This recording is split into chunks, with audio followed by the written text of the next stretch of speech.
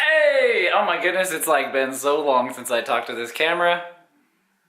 I feel like I'm just trying to get everything going for the new year. Let's get this vlog started.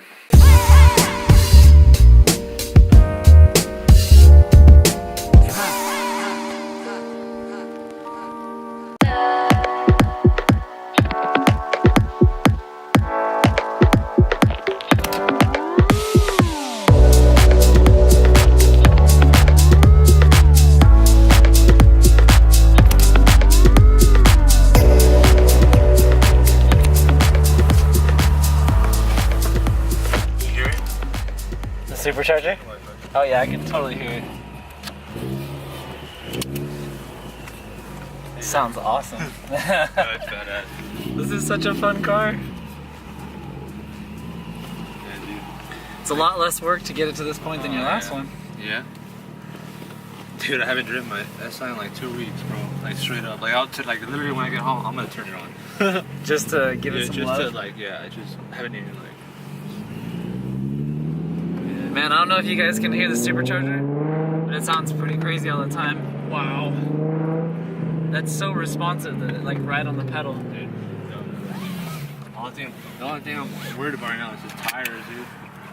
It just burns out all the time? Yeah, it's just hard to like grab.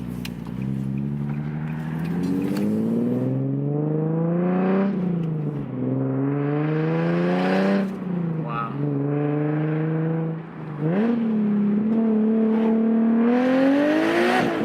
Oh my gosh. I did not expect that. This thing burns out at 40, bro. Holy crap. Oh my gosh.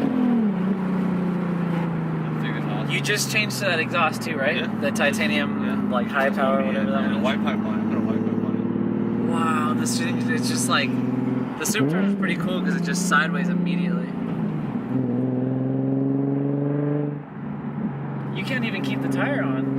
It's like, it. Bro, like it just. oh, it sounds really good. Love it.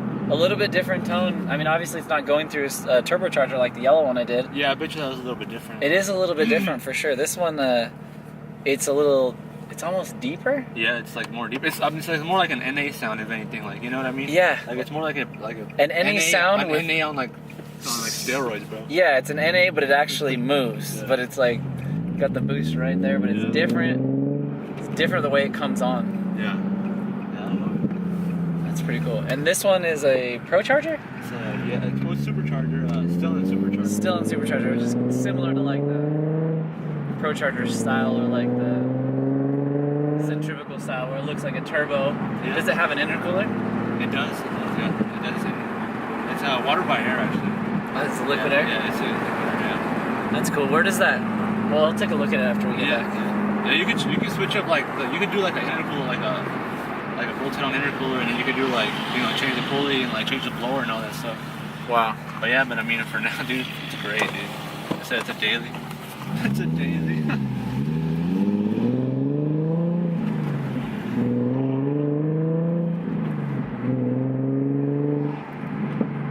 Man.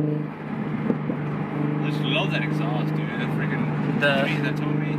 The popping, the backfiring. Love it, man. It's pretty cool. I feel like it's a little unfair of a comparison just because it's a 370. Yeah. So you have so much more, well, it's not so much more, but it's a good bit more motor. The VHR, Yeah. 3.7 VHR. On my dyno, the 3.5 will make like 220, 225, something like that.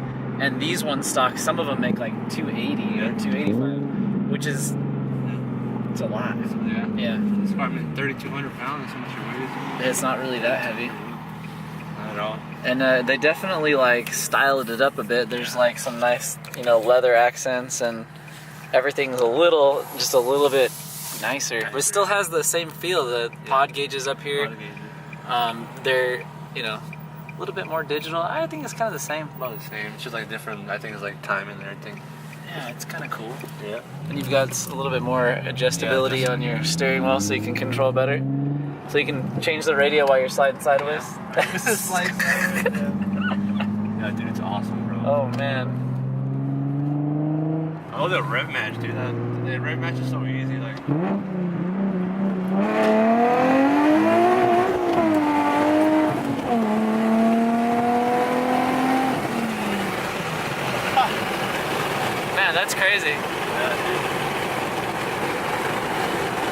tires for sure. We need a lot more tire. And they're probably pretty, what do you, 275 or I want to get 305s, bro. You want to get to 305s? I want to get RPF ones on 305. That's what I want to get. Yeah. I haven't really played with too many street tire compounds because I've been doing just straight drag racing for the last 4 or 5 years. But on the new car, on the RSX project, my goal is really to set it up to where the power is usable in almost every gear. Yeah, like I know first gear is a little bit hard to control, but I've got some things and some plans that maybe I can help control it a little bit better in first gear. Yeah. You know, most of drag racing is figuring out how to control the power and stick all of it to the ground, and I really want to do that on the street. So we'll have to take another ride and see if it sticks better once you change up your wheels and tires. Yeah. Dang, there it is, guys. That's what makes the magic happen, apparently.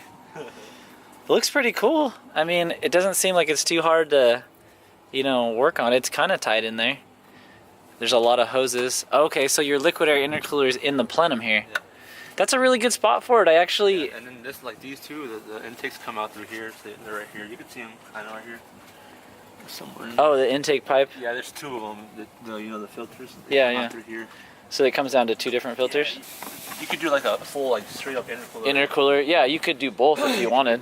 It's kind of a cool way to have the option. I think honestly, like in the heat and humidity that we have here, just cooling it down right before it enters the engine is a really good option. Like I would almost do this on a regular turbo car. Yeah. Like I've considered maybe going this route on the RSX because it's really, really controlled. You just keep the temps where you want them. Mm-hmm. And we saw major gains on yours. Oh, hell yeah, dude. Big time, dude. Major gains on yours. Time, dude. So, big difference, dude. Oh man, Boost is all about the more air and keeping it cold. Yep.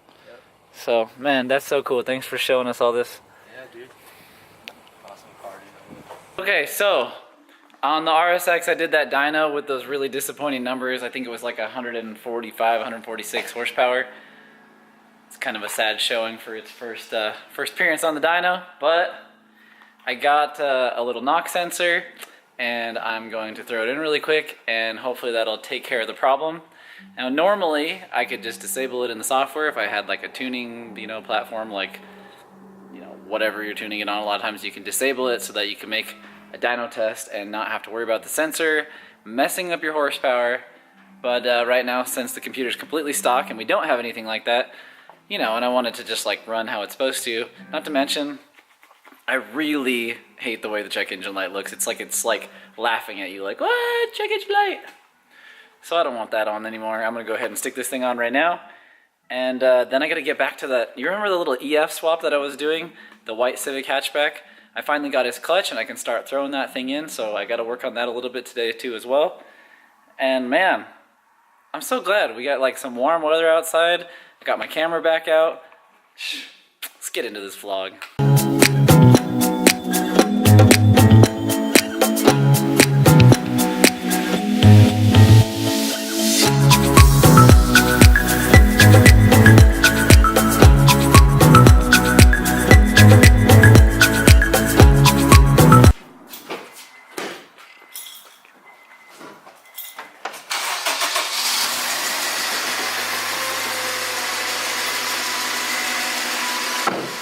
Alright, I'm going to let it warm up, and as soon as we get to operating temperature, we'll hopefully see if we can break that 146 horsepower. I really would like to see 170. If you guys remember back, like, maybe 6 or 7 videos, like, towards the middle of last year, we dynoed a blue RSX Type S, and he made 174, I think. I don't expect to beat him, but I'd like to be close.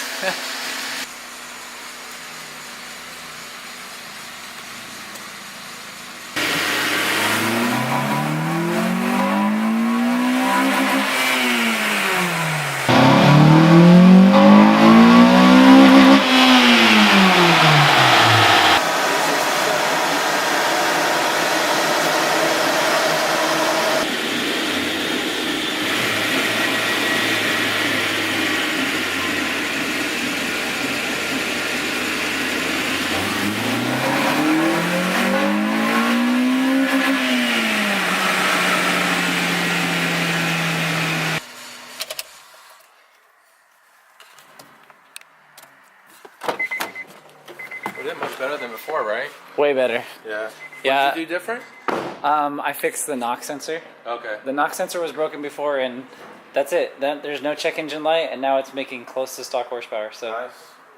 Much better. 168.7 with no exhaust, no mods at all. I think that's pretty good considering the one I'm comparing myself to. It had at least an intake and a good exhaust, and yeah, I'm not upset. I think that's pretty close to like a good factory number. It's probably like as close to 169 horsepower as possible. So yeah, good baseline. All right, we're gonna try to film this even though our neighbor is just jamming out on the guitar. He likes to do that in the afternoon, just jamming. Anyway, okay, so we have this concept going forward. If you guys realize, this motor in Yari's car is called the F20B. It's a 2-liter motor, and the one in my new car, it's the K20A2, which is also a 2-liter motor. They're very, very similar, and he was just mentioning that on his dyno, he made 163. 163, and I made 168 point something, whatever, almost 169. That's very, very close. So this motor, very capable, slightly older motor. Mine, very capable, a little bit newer motor.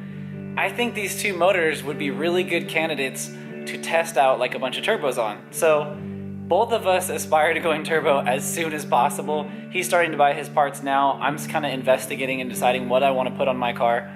The overall goal for what we're trying to do, I really want to do some testing and get some like sort of definitive answers on some of these new eBay turbos. I've noticed my one video, if you guys go back a while, I was talking about like, you know, should you buy an eBay turbo, a turbo kit or whatever, and it got a ton of views, and I thought, you know, maybe I should review some of these newer turbos, because even since I put that video out, there's probably, man, I've seen 3 or 4 different new, like between a T3 and a small T4, like streetable turbos kind of come out there. I kind of, you know, watch all the time.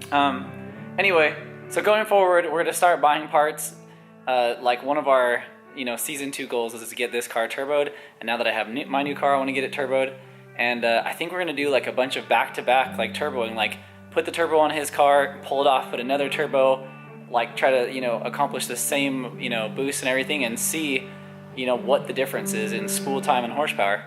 That way you guys will be able to make a better decision for kind of where you want your power band and like see how it does. And then obviously as the months go by, we can give you a review of which ones lasted and maybe which ones didn't, but that's kind of my thought going forward. Anyway, this was kind of a shorter video, but we'll get back on it. I've got a few things I got to work on my car here pretty soon. So with that, we're going to go ahead and wrap it up and catch you guys next time.